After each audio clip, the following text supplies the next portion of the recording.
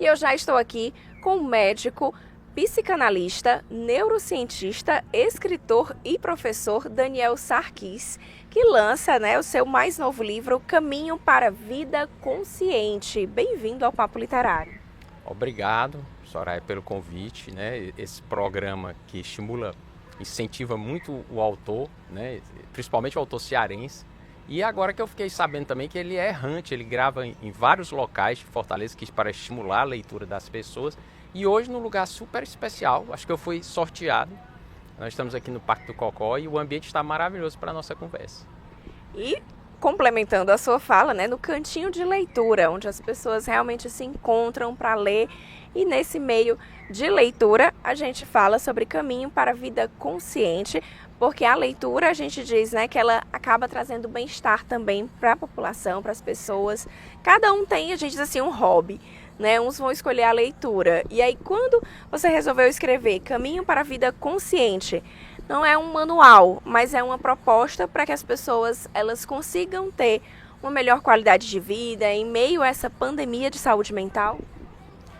Eu achei super interessante isso que você falou, que a leitura ela pode modificar a vida das pessoas, Mas é interessante porque a leitura em si, o livro em si, esse livro que eu fiz, com tanto cuidado, tanto carinho, ele não transforma as pessoas. O que transforma as pessoas é a experienciação, é viver aquilo que está contido no livro. Houve livros na minha vida que eu li, ficaram até sem significado, e eu fui reler depois, um tempo depois, foram muito impactantes. Então, o livro ele é dinâmico, isso é que é muito interessante, E quando eu escrevi esse livro, eu escrevi com a intenção de colocar o meu método impresso, para que todas as pessoas pudessem ter mais uma forma de entrar em contato com o meu método, Que é exatamente baseado na expansão da consciência, por isso que o livro é o título, Caminho para a Vida Consciente.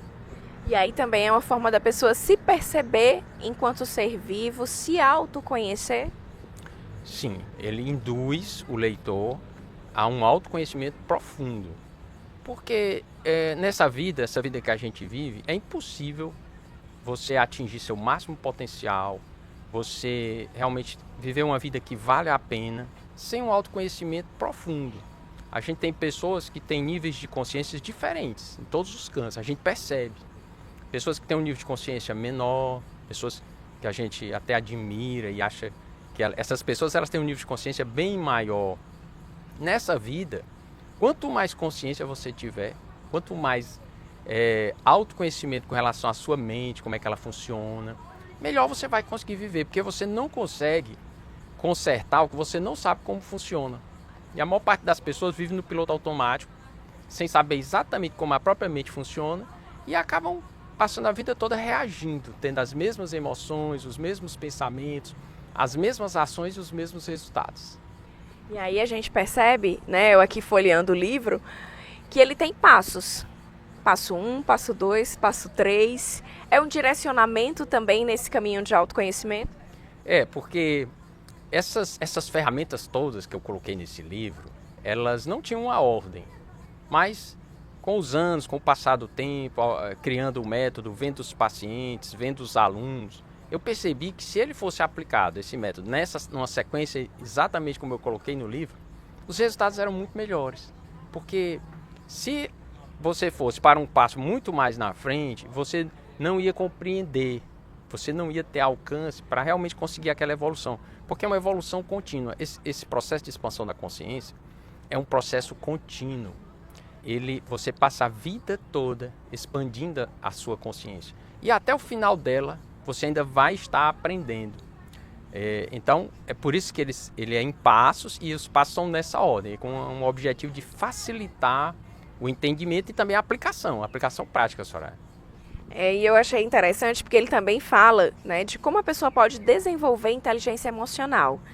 E aí eu trago isso para o dia a dia, porque às vezes as pessoas não têm essa sensibilidade de ter esse controle dessa inteligência emocional no dia a dia, no lidar com o próximo, às vezes nas situações adversas que acontecem, seja a pessoa que ou bateu o carro, ou a pessoa que ficou desempregada, né? Às vezes a pessoa não tem essa inteligência emocional de realmente conseguir encontrar ali uma solução. Às vezes a gente vive o luto em todas as circunstâncias e esquece de ter esse equilíbrio emocional, né? De conseguir separar as coisas, às vezes até mesmo quando a gente fala do que é o pessoal e do que é o trabalho, não misturar muito as coisas.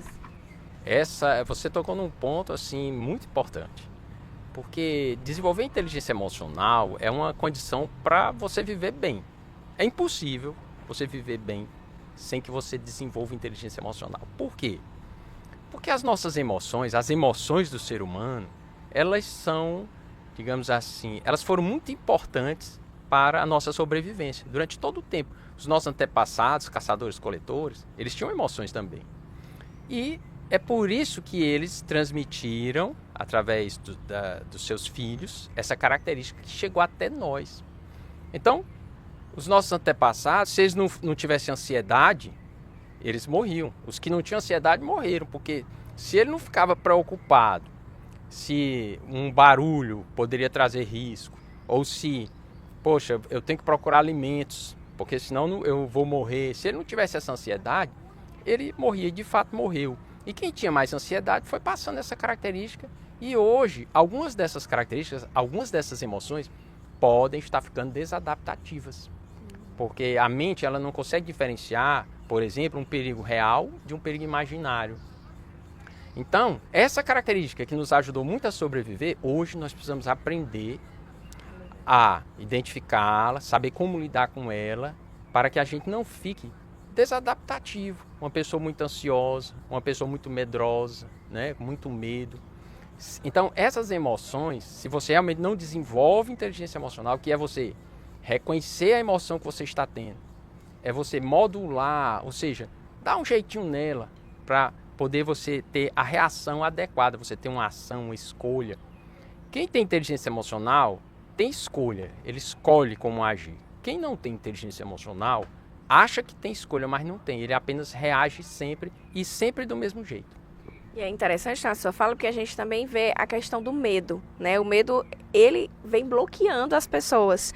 Você, às vezes, fica ali, deixa de fazer outras coisas, de abrir o caminho para outras possibilidades, outras oportunidades, abraçar, né, novas experiências porque tem medo. Esse aí talvez seja a emoção que mais atrapalha as pessoas, é o medo. Mas veja, mais uma vez, o medo foi muito importante para a nossa sobrevivência. E ainda é.